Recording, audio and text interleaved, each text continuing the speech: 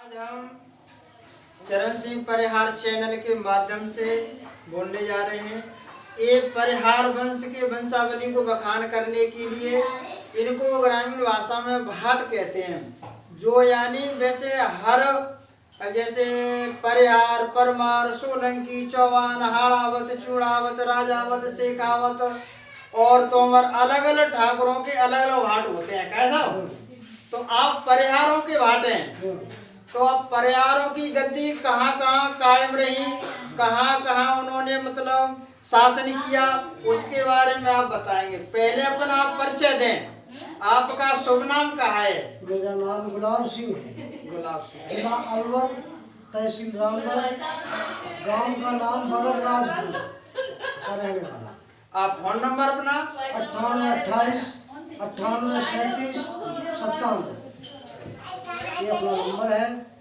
अपनी 36 कुली होती है ठाकुरों की। अच्छा जी। राजस्थानी भाषा में राजपूताना कहते हैं, धौलपुर में ठाकुर कहते हैं, इधर आगे राजपूत कहते हैं। तो ये राजपूतों की 36 कुली होती है। 36 वंश होते हैं, वंशों को ही कुली कहते हैं साहब? कुली नहीं, कुली होती है। वंश तो है, जैसे 36 कुलियों में से वंश अलग अलग है। अच्छा जी। तो 10 सूर्य वंश में से है शाखा ठाकुरों की जी, और 10 चंद्र वंश में से जी, 12 ऋषियों में से है जी, 4 अग्निवंशी। अच्छा जी। 36 कुली है। 36 कुली हो गए से मिला करके।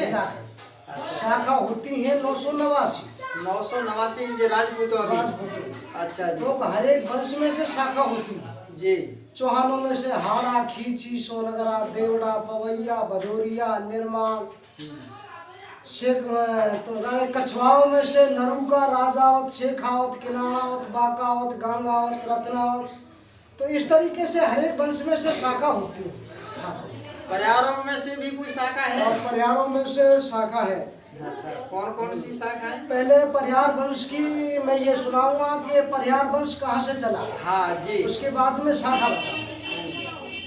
तो जैसे ये चौहान, पमार, परिहार और सोलंकी, ये 4 यज्ञ से है। तो ये जैसे कि कामकुब्ज जो ऋषि थे, उन ऋषियों ने कई यज्ञ किए थे। जैसे ऋषि लोग यज्ञ करते तो राजस यज्ञ करने नहीं देते, उसमें मांस और मदरा डाल देते। उनकी भक्ति भंग हो जाने के कारण कामकुब्ज ऋषियों ने ब्रह्मा जी से प्रार्थना की, बोल महाराज हमारे लिए छत्री पैदा करो जिससे कि इन राक्षसों का नाश हो।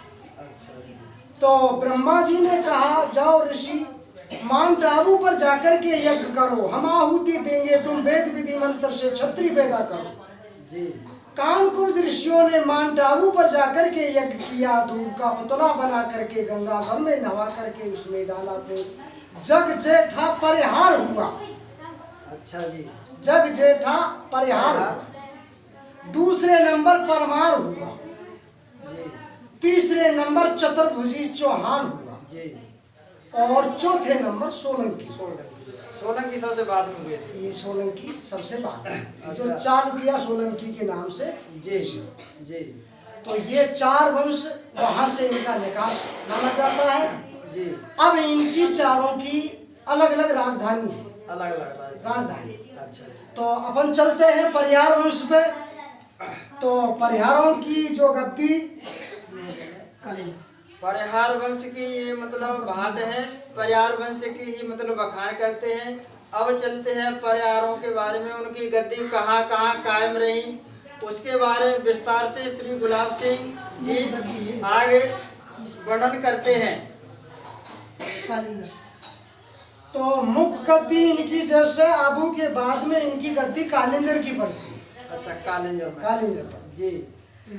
कालिंजर के बाद में इनकी मुख्य गद्दी इलाहाबाद की है और जालोर की है। अच्छा।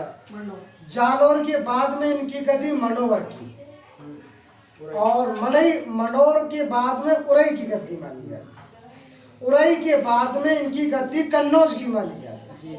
कन्नौज के बाद में भीनमाल की गद्दी मानी जाती है। भीनमाल के बाद में ग्वालियर। अच्छा।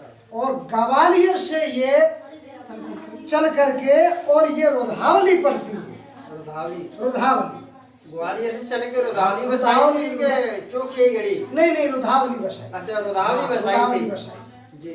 तो ये रुधावली बसाई थी जी। राजा परमाल सिंह। तो इनमें राजा परमाल सिंह हुए थे, परमाल देव हुए थे जी। परमाल देव परिहार हुए थे जी। राजा विजयपाल देव हुए थे जी। राजा जालिम देव हुए थे परिहार जी। जालिम देव के 3 पुत्र, 3 पुत्र में गर्मी साय, उदय साय और जलन सिंह, जिसमें से 2 का तो वंश नहीं चला, 2 का वंश नहीं चला। अच्छा। इसमें वंश चला गर्मी साय से जी। गर्मी साय ने सन 1127 व 1147 के बीच दगरा बसा। अच्छा, 1127 से 1147 में दगरा बरसला बसा जी। गर्मी साय के 2 पुत्र हुए, बीरम देव और राजू जी। तो बीरम देव ने तो सन 1292 में 1252 में विप्रावली बसाया। राजू जी के बलजीत हुए, जिन्होंने बलई बसाई।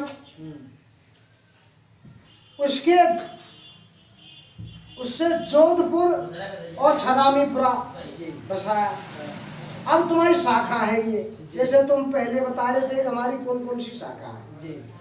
तो ये शाखा है अपनी तरवी परिहार, तखी परिहार, सिंधी परिहार, कन्नौज परिहार, उरई परिहार, भीनमाल परिहार और मध परिहार और मनोवर परिहार और कलहंस परिहार।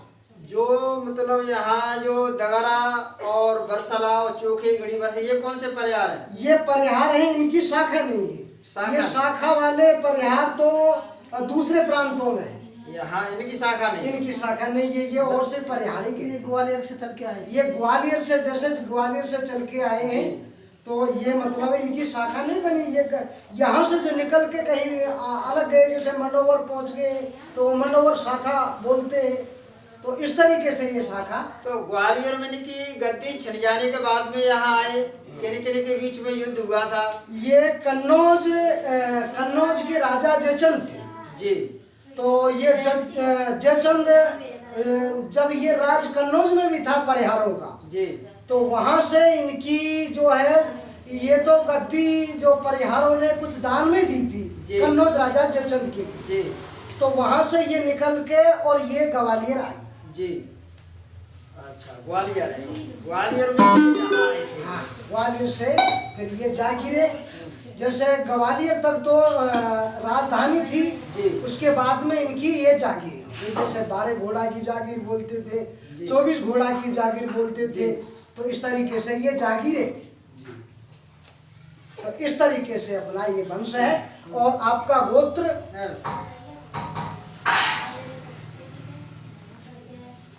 गोत्र अपने परिहार वंश का है कश्यप। वेद अजुर्वेद है, शाखा वात्सनेयी है, सूत्र पारिष्कर है, कुल देवी चामुंडा है, अमरोहिया कहते, कुल देव विष्णु या पुंडरीक है, नदी सरस्वती है, तीर्थ पुष्कर है, मंत्र गायत्री है, निशान लाल है, सूर्य के चिन्ह से युक्त है, वृक्ष पीपल या सरस का भी मानते हैं, पंछी हंस या गरुड़ भी मानते हैं, नगाड़ा रणजी। ये अपनी मतलब शाखा है। इन्होंने परिहार वंश की शाखा के बारे में बताया, 36 कुलों के बारे में बताया। और ये जो इनका जो ग्रंथ है, इसकी आदि काल से जब से मतलब ये वंश है, जब से ये ग्रंथ चला आ रहा है और जब से लेकर के अब तक इसका साक्ष्य यानी जो जज भी मानते हैं और इसका बहुत मान्यता है, इसका बहुत साक्ष्य है। और इसके बारे में उन्होंने वर्णन किया। जो आज यहाँ धौलपुर परिहारों के यहाँ पर गुलाब सिंह ने अपने पोथी से इनको बखान किया। जय श्री राम। धन्यवाद। जय अलग करते।